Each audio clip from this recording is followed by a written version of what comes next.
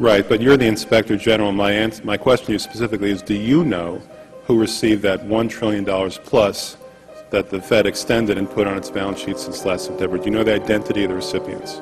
I do not know. We have not looked at that specific area.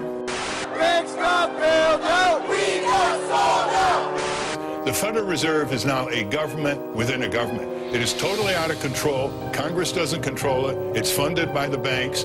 And we either have constitutional government or we don't.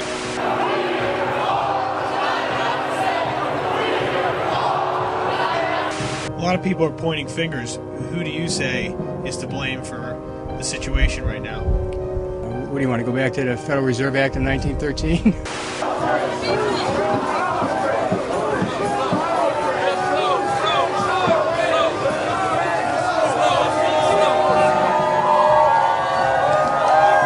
Chairman, as you know, there are people demonstrating against Wall Street in New York City and other cities around the country, and I think the perception on the part of these demonstrators and millions of other Americans is that as a result of the greed, the recklessness, and the illegal behavior on Wall Street, we were plunged into this horrendous recession we're currently in. Do you agree with that assessment? Did Wall Street's greed and recklessness cause this recession that led to so many people losing their jobs? It had excessive risk-taking on Wall Street had a lot to do with it, and so did some failures on the part of regulators.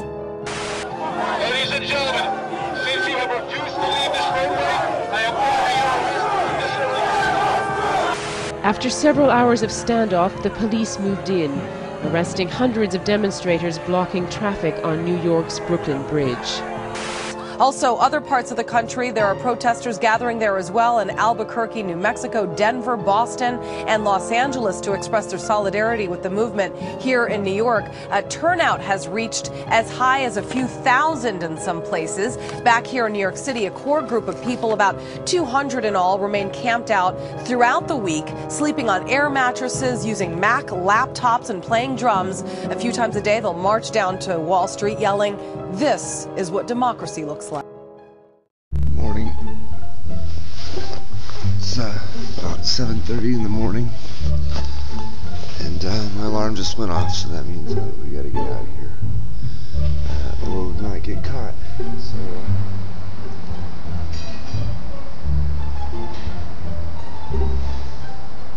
Alright, good morning, everybody.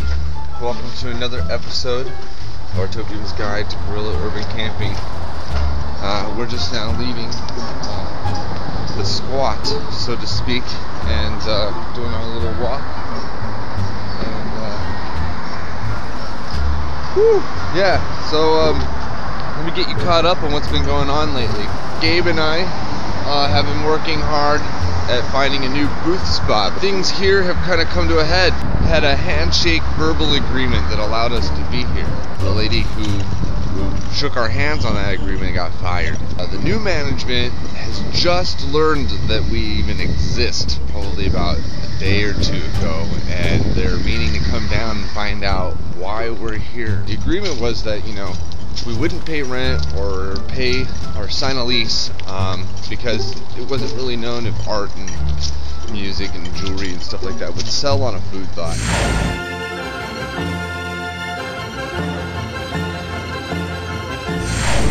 I'm not looking forward to our little walk we usually do. We gotta put everything in the tent and then take a little walk around the block.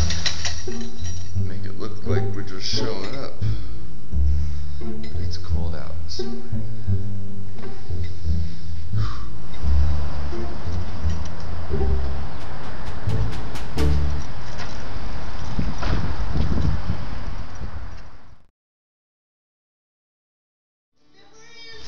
There's one good thing about rain in Portland, and that is this. There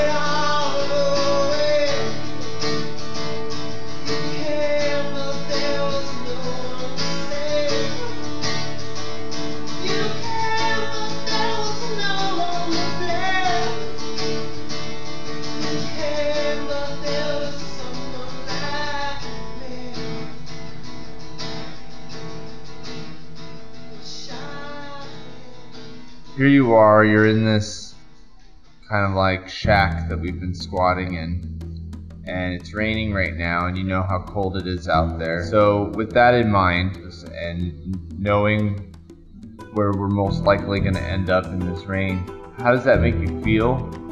And what do you think you can take with you going into that? Well, how I feel about it is excited. Being in this building, this shack, and we've been squatting in, I think it's become a hindrance.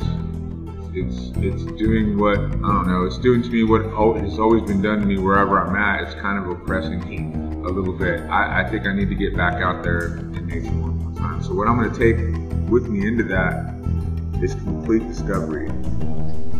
Alright, so, yes. This is how I do it.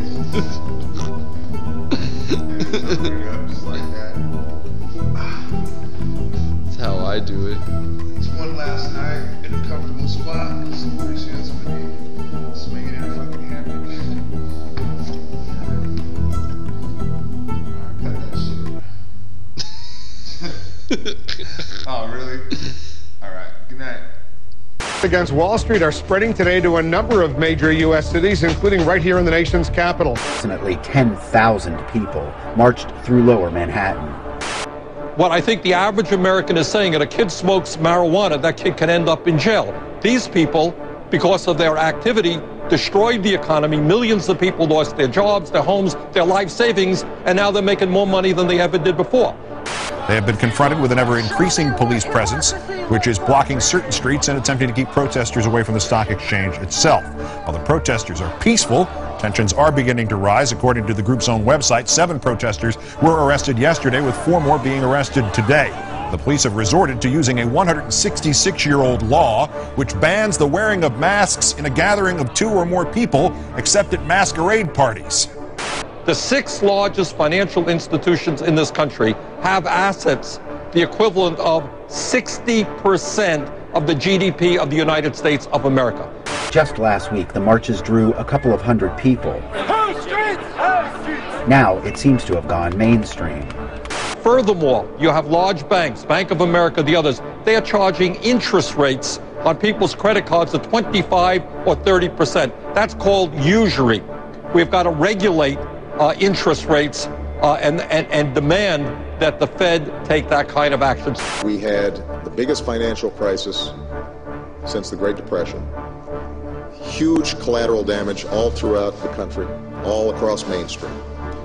And yet, you're still seeing some of the same folks who acted irresponsibly trying to fight efforts to crack down on abusive practices that got us into this problem in the first place. The protesters are giving voice to a more broad-based frustration. For us to have a healthy financial system, that requires that banks and other financial institutions compete on the basis of the best service and the best products and the best price, and it can't be competing on the basis of hidden fees, deceptive practices, or derivative cocktails that nobody understands and that expose the entire economy to enormous risks. Today we are downtown Portland, heading to Pioneer Square as the Occupy Everything movement has taken over downtown.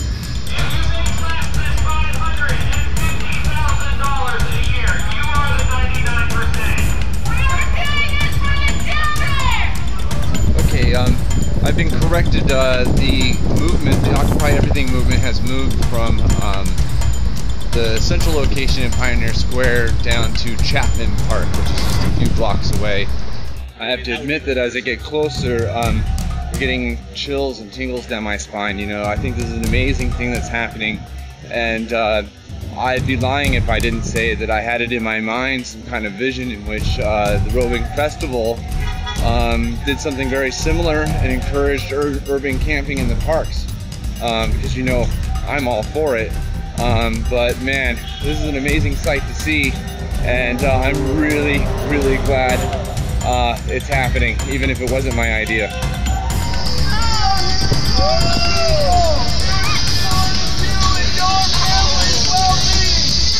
We choose your health and your lives as more valuable than corporate dollars.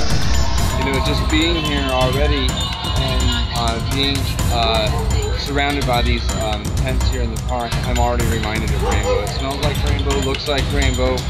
I would have nothing better to say than this is rainbow in the city. Decision-making process. I will go over them now. One. Instead of having a concerted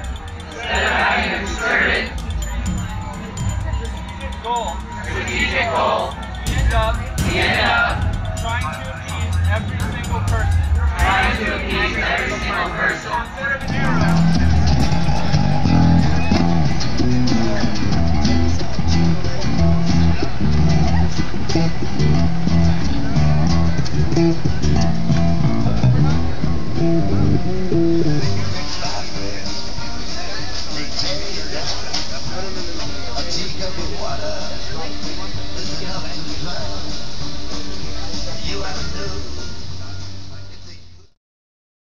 Good morning, and welcome to a very foggy morning. It is officially November 1st. Things have not been working out at the food pod. The tent has been broken, and it's been very difficult to do anything there without the tent because of the rain and the weather. Every morning, right about 7 o'clock, I have to do what I'm doing now, which is get up really fast, get everything together, pack it all up, put it away, and then take a nice big long walk around the block, and then show back up at the food pod like as if we're just arriving. I don't like being sneaky like that, but considering how cold it's been, and also considering that I've got another partner in the Artopium adventure, this has been easiest for us right now. I do believe squatting is a form of urban camping. I wouldn't exclude it, but I would liken it to the difference between camping in a tent and camping in a cabin. Either way, if you survive, you survive. I gotta go find my partner in crime. He's lost in the fog somewhere. See you guys later. So today's a big day. We've pretty much broke everything down. We're now heading to go do our show at Quimby's. Gabe has asked me to play guitar, so I'm gonna give it my best shot. We're gonna go actually downtown to occupy everything for about half an hour or so before we go do the show. But we did pack up, and this is our last day on the North Station Food Pod lot. So we're moving on to newer and better things. Oh, we're still slipping, Gabe. Like, oh yeah, I see it. I gotta tighten this up somehow.